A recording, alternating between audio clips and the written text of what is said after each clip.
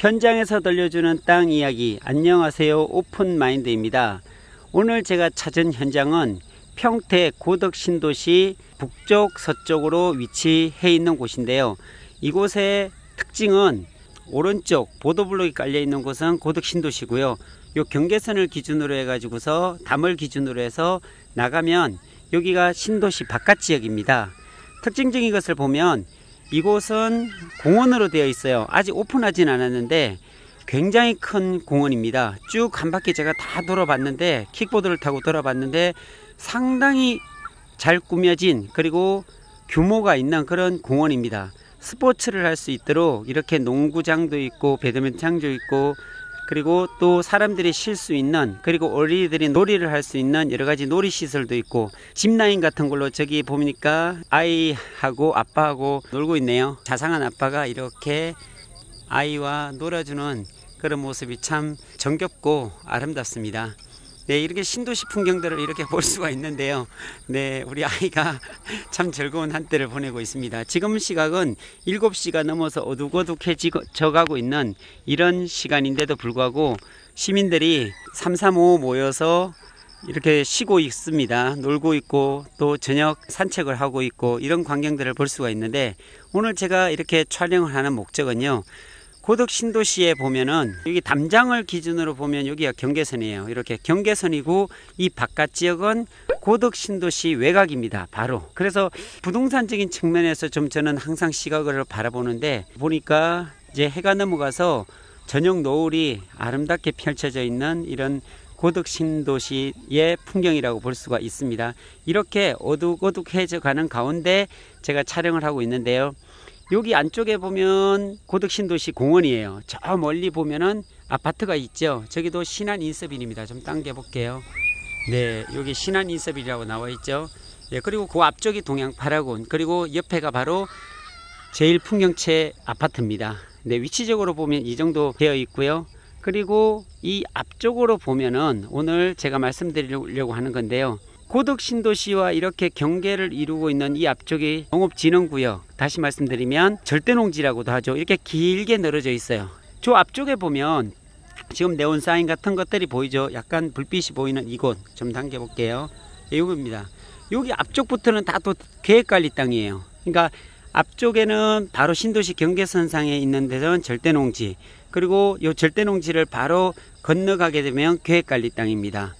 자, 오늘 드리고 싶은 말씀은, 시간이 지나면 이렇게 고덕신도시가 끼어 있고, 그리고 그 앞쪽에 진흥구역이 이렇게 있는데, 이 농업진흥구역 같은 경우에는 아주 못 쓰는 땅은 아니거든요.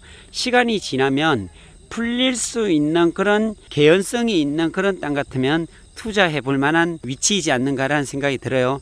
그러니까 고덕신도시 경계선상에 있는 저 앞쪽에는 계획관리 땅이고, 그리고 그 경계선과 앞쪽에 지금 이렇게 띠를 띠고 있는 것처럼 보이는 이렇게 길쭉하게 되어 있는 이런 땅은 농업진흥구역이에요. 이게 언제까지 농업진흥구역으로 남아있을까요?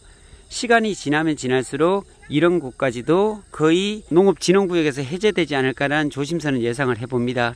시간이 지나면 지날수록 이런 경지정리를 네모나게 이렇게 잘 해놨지만, 결국은 이게 앞쪽이 계획관리 땅이고 마을에 있고, 또 그 사이에 이렇게 길쭉하게 붙어 있기 때문에 이런 것들은 향후 어떤 민원이 발생이 되고 계속적으로 어떤 개발 압력이 주어지게 되면 해제될 가능성이 굉장히 높은 그런 땅이지 않는가라는 생각이 들어서 오늘 제가 좀 영상을 찍어 봅니다. 그러니까 위치적으로 보면 이렇게 공원이 다 끼어 있고요. 저 멀리 아파트도 되어 있고, 그리고 그 앞쪽에 이렇게 이런 진흥구역, 그리고 그 앞쪽에 건너면서 바로 다 계획관리 땅.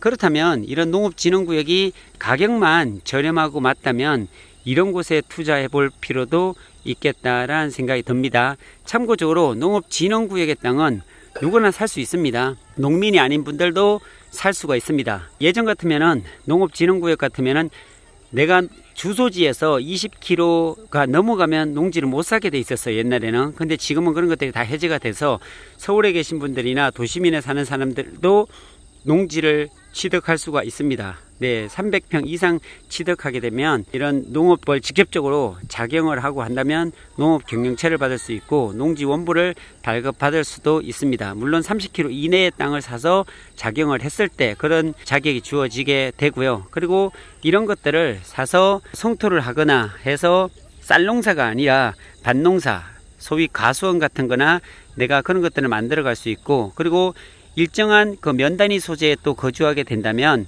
또 무주택자라면 농가주택이라든지 도로만 잘 나 있고 길에 잘 붙어 있는 그런 땅 같으면 농가주택이나 농가창고를 지어서 현재도 사용할 수가 있습니다. 근데 시간이 지나면 지날수록 농업진흥구역에서 이런 땅 같은 경우는 도시지역으로 편입이 되어서 생산녹지로 바뀐다든지, 그게 나중에 돼서 저 앞쪽에 있는 집들과 함께 붙게 된다면 칠학지역으로도 바뀔 수 있는 그런 개연성이 충분히 있는 땅이 바로 신도시에 바짝 붙어 있는 그런 땅이다 라고 말씀드릴 수가 있습니다.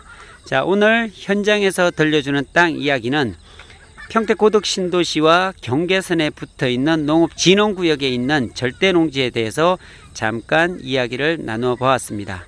오늘은 여기까지입니다. 감사합니다.